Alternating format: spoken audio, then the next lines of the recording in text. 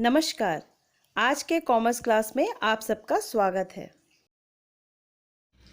मैं श्रीमती राखी मंडल, वाणिज्य व्याख्याता, शासकीय उच्चतर माध्यमिक विद्यालय भैंसमा, जिला कोरबा से कक्षा 12वीं के विषय लेखाशास्त्र से आज की विषय वस्तु लेकर उपस्थित हूँ। बच्चों, आज का हमारा अध्याय है ख्याति यानी गुडविल। तो बच्चों, आज हम पढ़ेंगे ख्याति का अर्थ एवं परिभाषा, ख्याति की विशेषताएं, ख्याति की प्रकृति एवं प्रकार, ख्याति उत्पन्न होने के कारण। इन निम्न बिंदुओं पर आज हम अध्ययन करेंगे। तो बच्चों, आइए जानते हैं ख्याति के अर्थ के बारे में।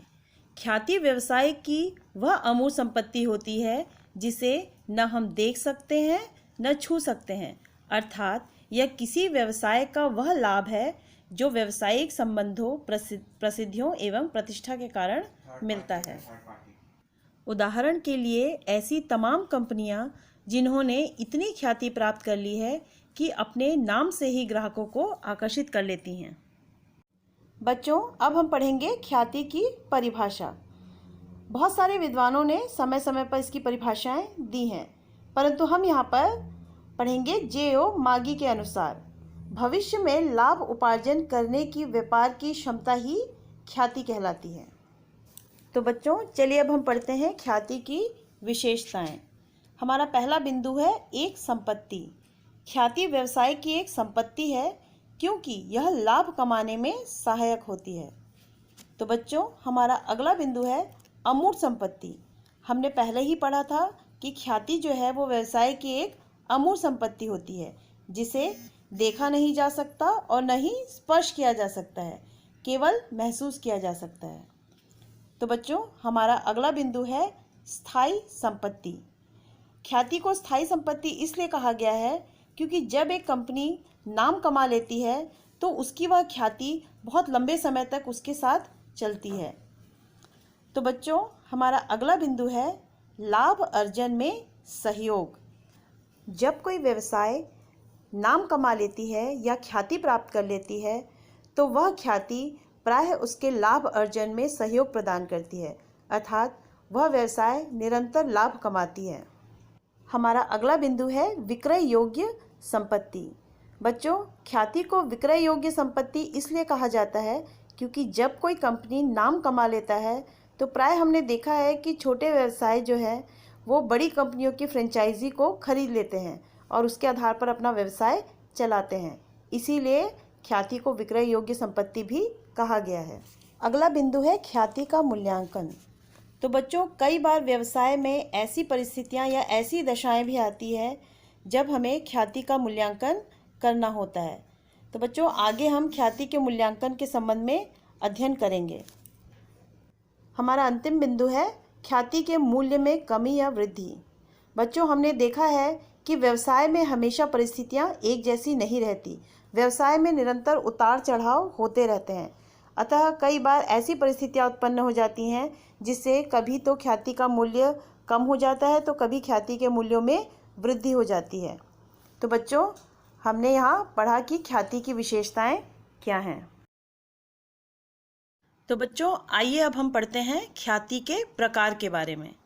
वैसे तो मुख्यतः ख्याति 4 प्रकार की होती है। पहली, बिल्ली के स्वभाव की ख्याति। बिल्ली का स्वभाव अपने स्थान पर रहने का होता है। चाहे घर का स्वामी बदल जाए, वह अपने घर का स्थान नहीं बदलती है। ठीक उसी प्रकार व्यापार की ख्याति कभी भी समाप्त नहीं होती। जब तक व्यापार चलता रहता है, चाहे व्यापार का स्वामी कोई भी हो, अर्थात व्यापार की ख्याति स्थायी प्रकृति की होती है। इसे बिल्ली के स्वभाव की ख्याति कहा जाता है। इस प्रकार की ख्याति का मूल्य सबसे अधिक होता है क्योंकि प्रत्येक क्रेता ऐसे व्यापार को क्रय करना चाहता है जिसमें सदैव रहने वाली ख्याति हो और जिस ख्याति का मालिक और नौकर के परिवर्तन पर उस व्यापार पर कोई प्रभाव न पड़े। अगला है कुत्ते के स्वभाव की ख्याति। कुत्ते का यह स्वभाव होता है कि वह सदैव अपने मालिक के साथ रहता है और जहाँ मालिक जाता है वहाँ वह भी चला जाता है। कुछ व्यापारों की ख्याति का स्वभाव इसी प्रकार का होता है। जब एक निश्चित मालिक व्यापार में रहेगा तब तक ख्याति रहेगी, और जब मालिक व्यापार छोड़ देगा तो ख्याति भी मालिक के साथ चली जाएगी। ऐसी ख्याति को कुत्ते के स्वभाव की ख्याति कहा जाता है और इसका मूल्य कम होता है। अगला है चूहे के स्वभाव की ख्याति। चूहे का स्वभाव होता है कि वह एक जगह स्थिर नहीं होता, वह इधर उधर भागता रहता है। इस प्रकार की ख्याति न तो व्यापार से जुड़ी रहती है और न ही व्यापार के स्वामी से। यह व्यापार में स्थिर नहीं रहती है और समय समय पर स्थान परिवर्तन करती रहती है। इसीलिए इस प्रकार की ख्याति का मूल्य कुछ भी नहीं होता, और यदि होता भी है तो बहुत कम होता है। इसीलिए इसे चूहे के स्वभाव की ख्याति कहा जाता है। तो बच्चों, हमारा अगला बिंदु है खरगोश के स्वभाव की ख्याति। खरगोश जो होता है वह अपने स्थान से अधिक दूर जाना पसंद नहीं करता, अतः वह ख्याति जिसमें ग्राहक अपने आसपास की दुकानों से ही वस्तुएं क्रय करना पसंद करते हों, खरगोश के स्वभाव की ख्याति कहलाती है। इन चारों प्रकारों के अलावा एक और प्रकार की भी ख्याति होती है जिसे हम विचित्र स्वभाव की ख्याति कहते हैं। तो चलिए बच्चों, इसके बारे में भी हम जान लेते हैं। बहुत से व्यापार विज्ञापन फैशन के आधार पर संचालित नहीं होते, अपितु वे वहाँ अनुकूल परिस्थितियों के कारण आनंद उठाने के उद्देश्य से संचालित किए जाते हैं। ऐसे व्यवसाय की ख्याति परिस्थितियों पर निर्भर करती है। जब तक वहाँ की परिस्थितियाँ अनुकूल होती है, ख्याति मूल्यांकित होती है, किंतु प्रतिकूल परिस्थितियों में व्यापार स्वतः ही बंद हो जाता है तथा ख्याति भी समाप्त हो जाती है। आइए बच्चों, अब हम अंतिम विषय वस्तु का अध्ययन करेंगे। ख्याति उत्पन्न होने के कारण। व्यवसाय में बहुत से कारणों से ख्याति उत्पन्न होता है। आइए हम कुछ कारणों के बारे में यहाँ अध्ययन करते हैं। पहला है अच्छे स्थान पर फर्म का होना। व्यवसाय यदि बाजार या किसी ऐसे स्थान पर स्थापित है जहाँ ग्राहक अधिक संख्या में आते जाते हैं, तो ऐसे व्यवसाय की बिक्री हमेशा अधिक होती है। अगला बिंदु है अच्छे व्यवहार के कारण। ग्राहकों से अच्छे व्यवहार रखने के कारण भी व्यवसाय की बिक्री में वृद्धि होती है।